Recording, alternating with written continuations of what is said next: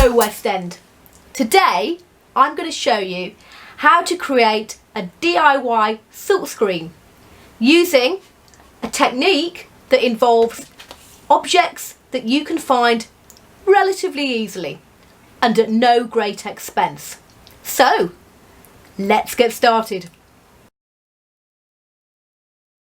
For step one, you're going to need some net curtain, a frame, some scissors, a stapler, and that's pretty much all you need to get started. If you haven't got a picture frame, then you might want to try a canvas. You can get really cheap canvases from pound shops and places like the Works. This one costs just a couple of pounds.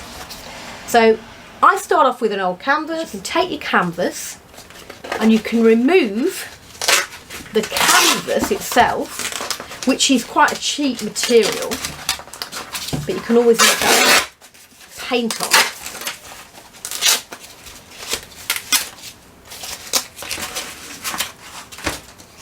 And there you have a frame. This frame is absolutely brilliant to use as a silkscreen. If you take the staplers out, do make sure that you leave the ones in the corner, otherwise it'll fall apart. Now you're going to attach your net curtain, which should be a fine net, and you're going to attach that with staples to your frame. To do that, you need a stapler. So let me just go and get the stapler. Cut your net to size, and to size means you need to make sure that it's going to overlap on all four sides. At this stage, if you've got a little bit of excess, that's fine. You can always cut it later.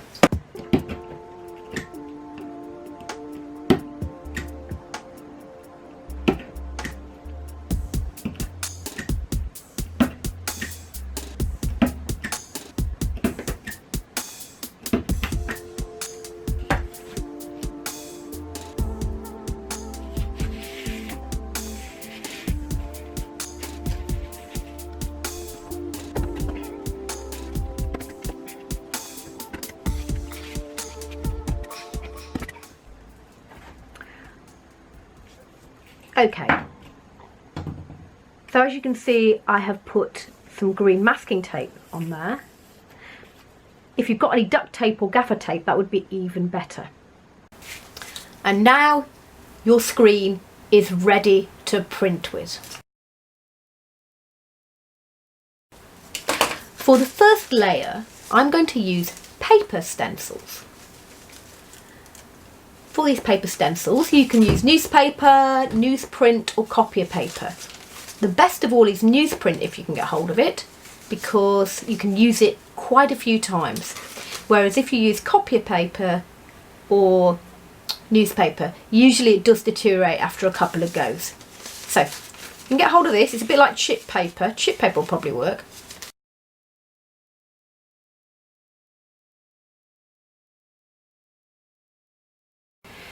My screen is almost ready for printing, but what I'm going to do is I'm actually going to put some parcel tape around the inner edges, and that will prevent leaking and hopefully keep the ink where you want it to go. Make sure that when you apply the parcel tape along all four edges, that you leave enough space for your stencil, and also check that there are no air bubbles, and where there is here is my paper to print on, and I'm going to line that up with some masking tape. I'm using a piece of glass, but you don't need a piece of glass to work on. You just need a surface that's clean, and in fact it might be a good idea to put a bit of newspaper on so you don't make too much of a mess. For printing, you're going to need something to pull the ink across, and for that I recommend a squeegee. And this squeegee is from the pound shop. You could also use a plastic card. Not a credit card that's in use, but there's all sorts of plastic cards around these days, so you can usually find one and pick one up somewhere. And failing that, just use a nice stiff piece of card, and that should work okay.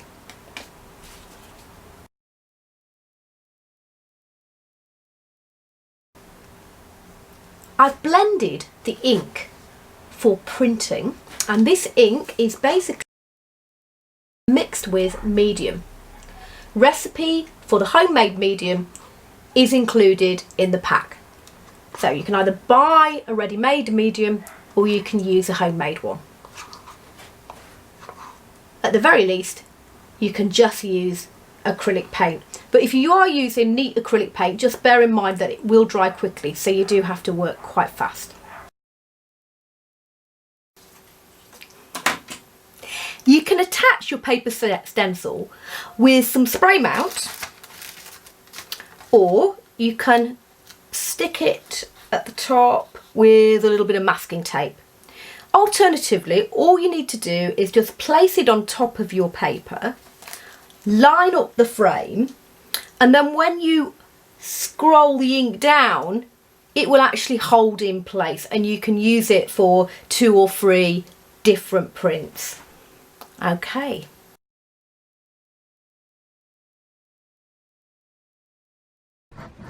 Before you pour the ink, make sure that you put some parcel tape or a block of wood at one end.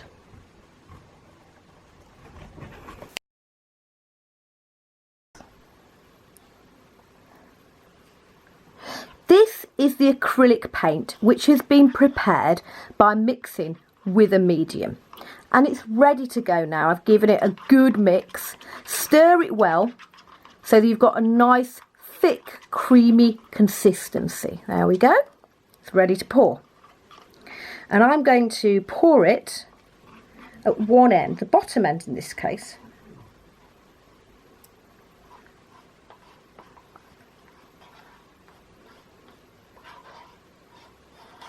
All the way across. Use plenty, don't worry, you'll be able to save it later, so you're not going to put all of this in one picture, it's going to go around quite a few, but you can pour plenty. I find it works well if you put quite a bit of medium on and then just redistribute it for the next picture.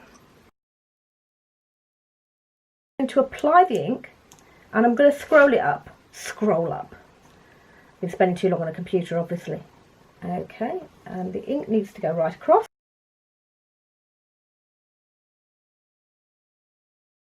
Take away the parcel tape or the wooden block, whatever you've got, and put your screen down lined up.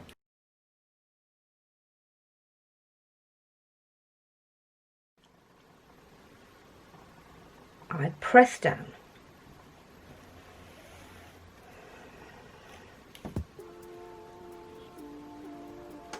There we go, very nice.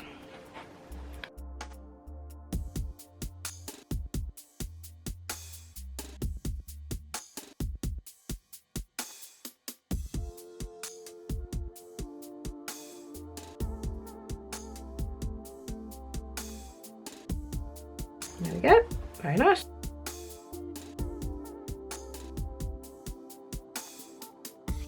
Nice. A leaf. Nice. A leaf.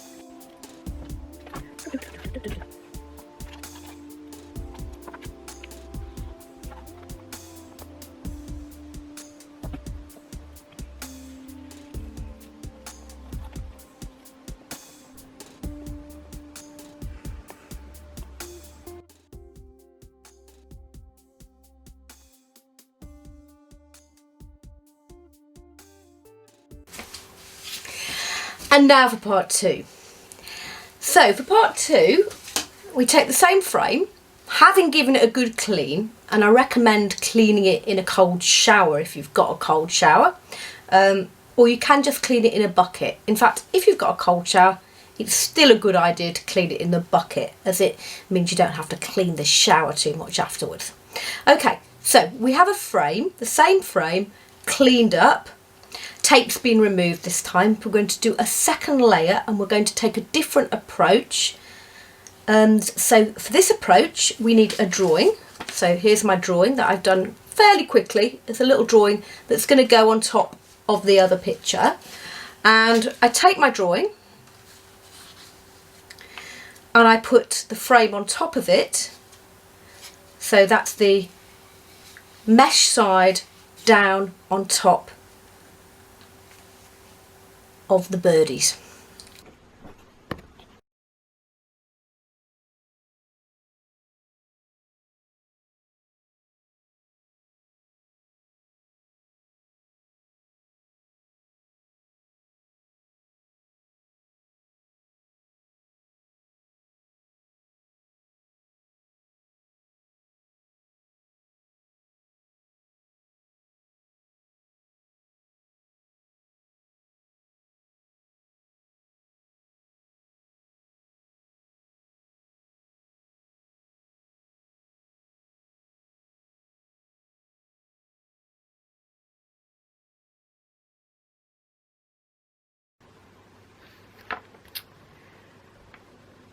And there we have it, we've drawn the outline.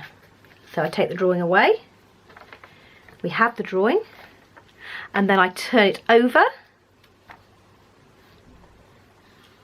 and it's ready to paint. Well, I say paint, I'm going to apply the stop out.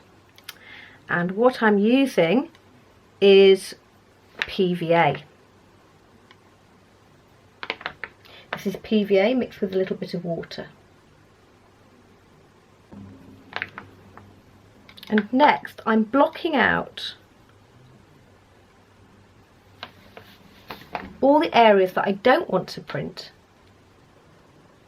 That's the areas I don't want to print with this PVA mixture. And it is just PVA and water, just a small amount of water. Depends on the thickness of your PVA, but definitely no more than 30% water to PVA. You want it to sit on the surface of the net curtain without leaking right through straight away. You want it to sit on the surface and fill in all those fine gaps.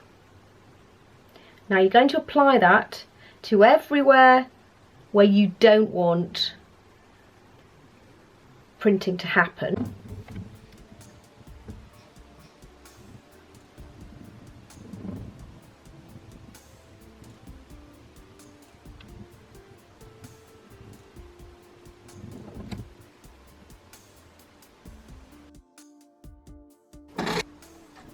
Make sure your frame is completely dry. And then check for any little holes, go over it and fill in all those little holes.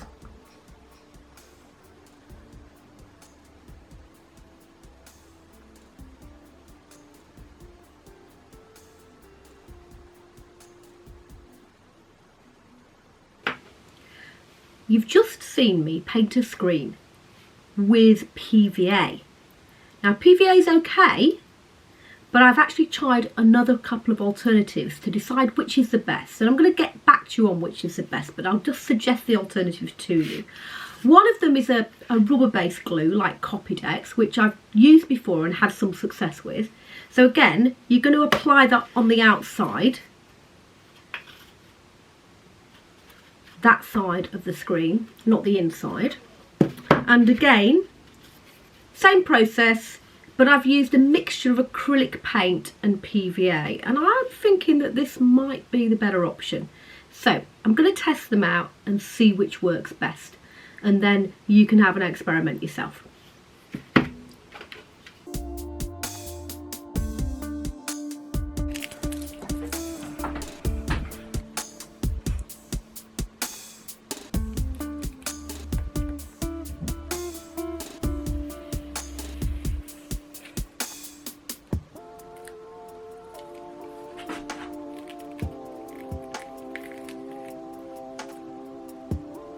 Yep.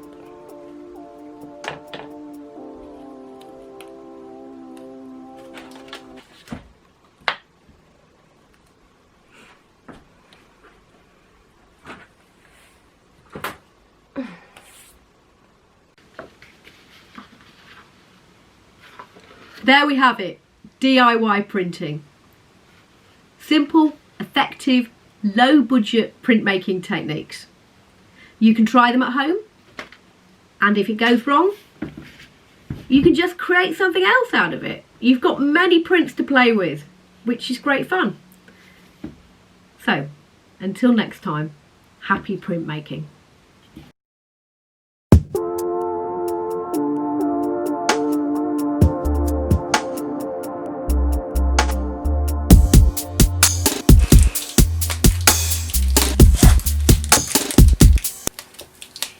As you can see, I used PVA as a stop out.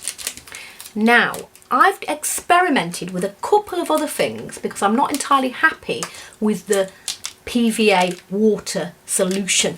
So instead, I've tried Copydex, which is a rubber-based glue, and I really liked that. It worked well. But you may not have that around the house. So, an alternative that I was really happy with was a mixture of PVA and acrylic paint. And the bonus is that you can see it really clearly. So that also makes it much easier. You can see this image much more clearly than the other one.